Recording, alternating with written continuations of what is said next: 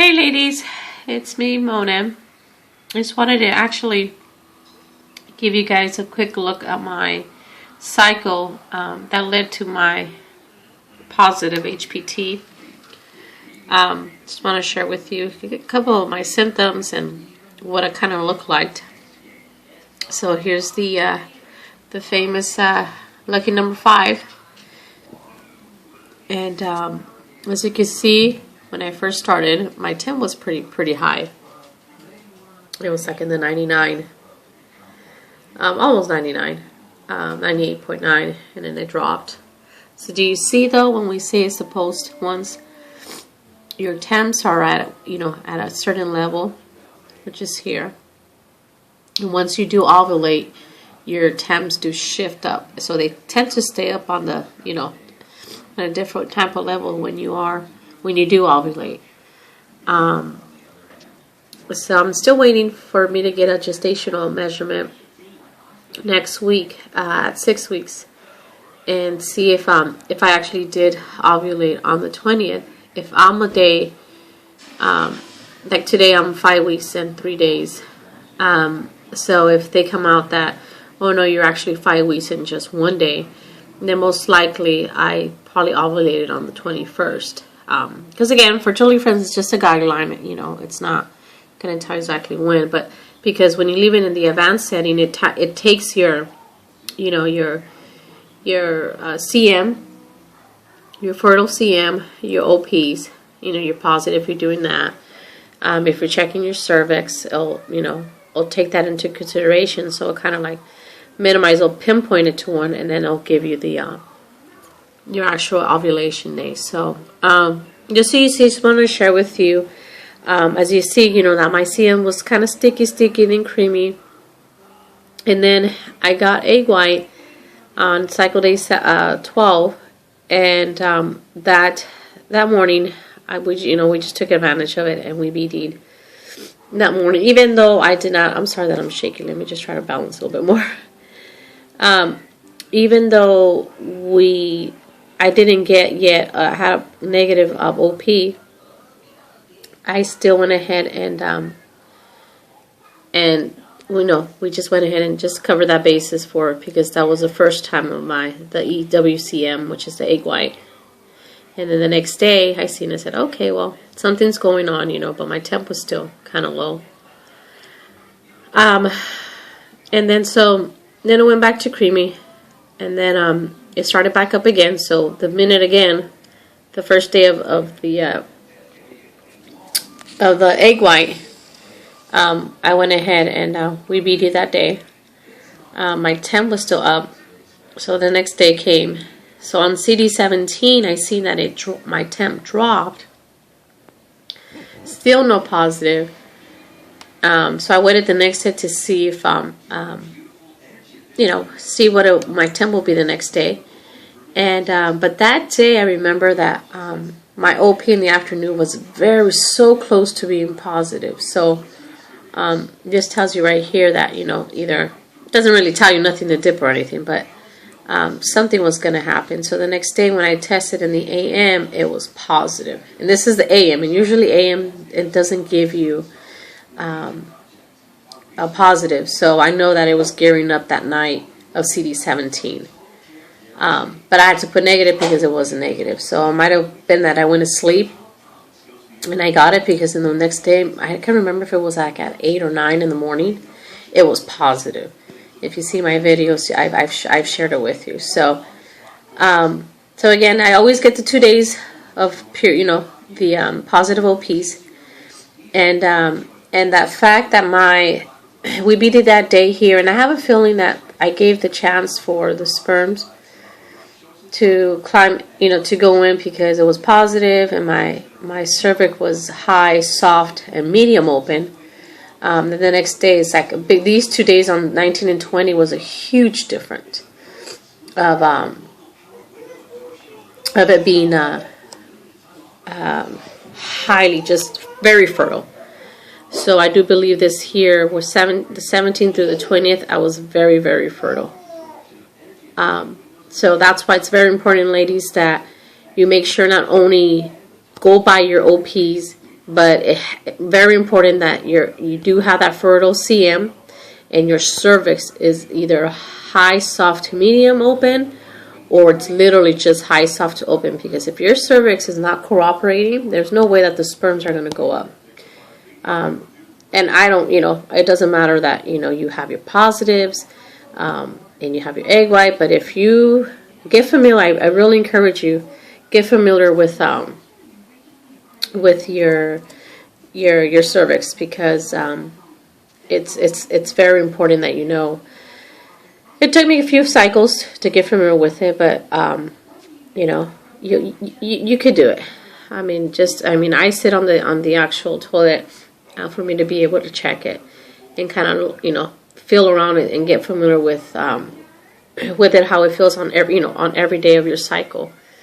As you can see, it's just a change. And then sure enough, on the same it was very low, medium, and it was closed. As I've already had children, my cervix is always going to be slight open, so it's never really going to be closed. But you could tell the big difference. So another thing that gave it away, that I kind of was had a very good feeling about this cycle was my CM was it just stood creamy. I'm talking just cream lotion. If I show you my other cycles on how it just basically went to change, this was the previous cycle, and I'm sorry, just 1 second. It just you're in it. Everyone's different, but you need to keep track of your CM. So let me go to because March was my successful one, and I thank the Lord for it. Let me show you here on this one. See how my temps are like whacked here too. And again, I was been taking maca root. Maca root is what I've been taking, and I'll show you right now overlay my temp charts. But I believe it balances my hormones. You can see how my temps here were very low, and then they were just like zigzag. They were just everywhere. So see here, again, I have my little pattern of fertile CM, watery, and then it went creamy, and then egg white, and then it did stay, creamy here. But I just honestly on this one here, I thought, hey, I have a good chance, because everything kind of looks, everything looked good, but I guess not. And then let me show you the one previous to that in January. And see how this one's wacky. And this was my long cycle. This one here, I didn't ovulate until cycle day 28. Didn't get my first positive until cycle 27. And I end up getting my period on cycle day 42.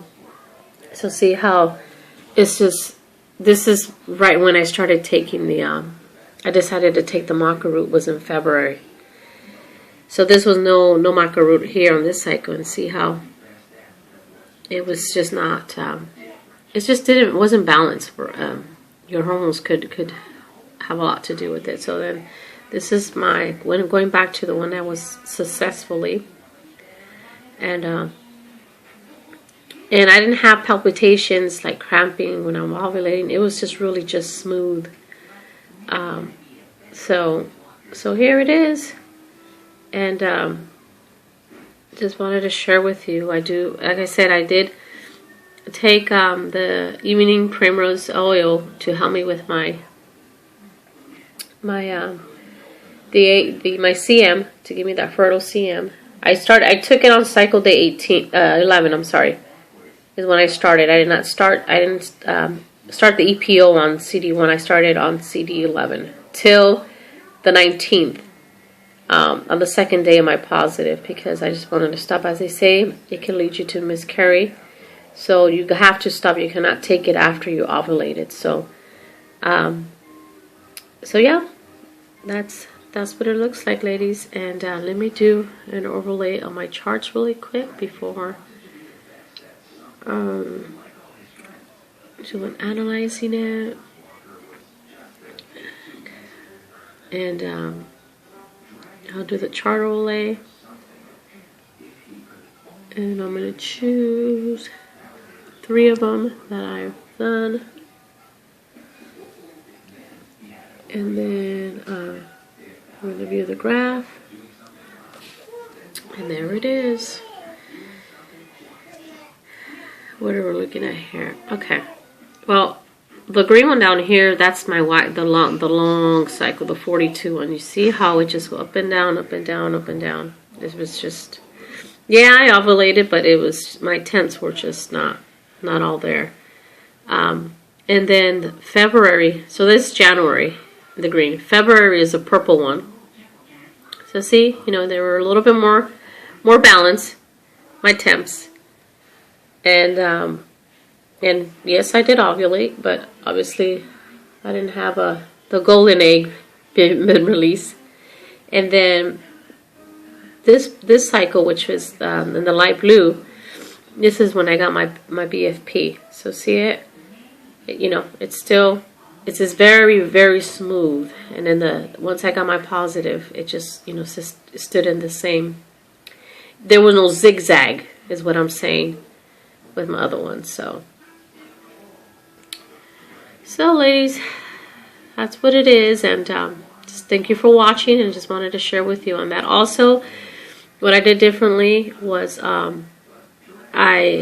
as I mentioned to you before, I did lay down for about 10 minutes after me and husband BD'd.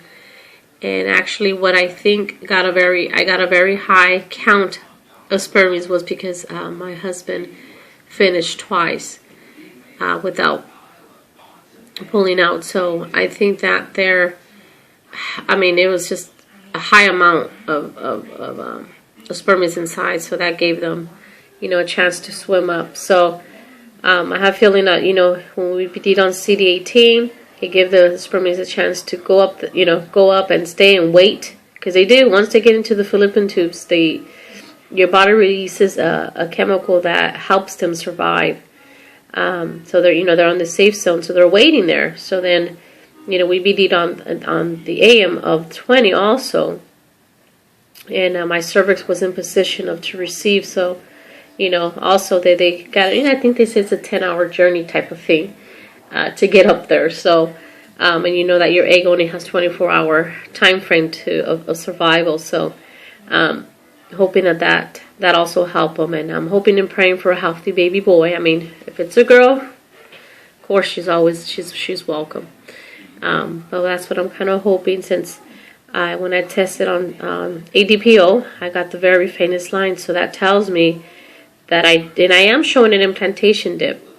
So that tells me that within 5-6 days my egg was fertile, so they got fertilized. So so there it is. So thank you, ladies, and I'm not sure really right now if I do plan to do a pregnancy vlog, but I'll just keep you guys updated if anything. But we'll see. So God bless, and I'm still praying for all those that are still trying to conceive, and God bless you, ladies. Take care. Bye.